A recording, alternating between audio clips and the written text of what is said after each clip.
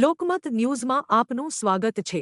વડોદરા શહેરમાં આવેલ મધ્ય ગુજરાતની સૌથી મોટી ગણાતી સયાજી હોસ્પિટલમાં એક ચોંકાવનારી ઘટના સામે આવી છે। કિશનવાડી વિસ્તારમાં રહેતા એક ઇસમને પગમાં ફ્રેક્ચર થતા સારવાર માટે હોસ્પિટલમાં લાવવામાં આવ્યો હતો, પરંતુ હોસ્પિટલમાં પહોંચ્યા બાદ સ્ટ્રેચર કે વ્હીલચેર જેવી મૂળભૂત સુવિધા સમયસર ઉપલબ્ધ ન થતા દર્દીને જમીન પર ઘસડતા આગળ વધવાની મજબૂરી પડી હતી। દવાખાનામાં પૂરતી વ્યવસ્થા ન મળતા પરિણામે ફ્રેક્ચર થયેલા દર્દીને ભારે પીડા વચ્ચે જમીન પર જ સહારો લઈ આગળ વધવું પડ્યું હતું, જેથી દર્દીએ તબીબો અને હોસ્પિટલ તંત્ર સામે આક્રોશ વ્યક્ત કર્યો હતો। મધ્ય ગુજરાતની અગ્રણી સરકારી હોસ્પિટલ તરીકે ઓળખાતી સયાજી હોસ્પિટલમાં આધુનિક સારવાર, નિષ્ણાત ડોક્ટરો અને વિવિધ સુવિધાઓ ઉપલબ્ધ હોવાનો દાવો કરવામાં આવે છે, છતાં વારંવાર આવી ઘટનાઓ સામે આવતા તંત્રની કામગીરી પર સવાલો ઊભા થાય છે। આ ઘટના માત્ર એક વ્યક્તિની પીડા નથી, પરંતુ સરકારી આરોગ્ય વ્યવસ્થાની વાસ્તવિક સ્થિતિ પર પ્રશ્નચિહ્ન છે। ફ્રેક્ચર જેવા ગંભીર કેસમાં સ્ટ્રેચર જેવી પ્રાથમિક સુવિધા ઉપલબ્ધ ન હોવી અત્યંત ચિંતાજનક બાબત છે। દર્દીઓ માટે બનાવેલી હોસ્પિટલમાં જો મૂળભૂત વ્યવસ્થા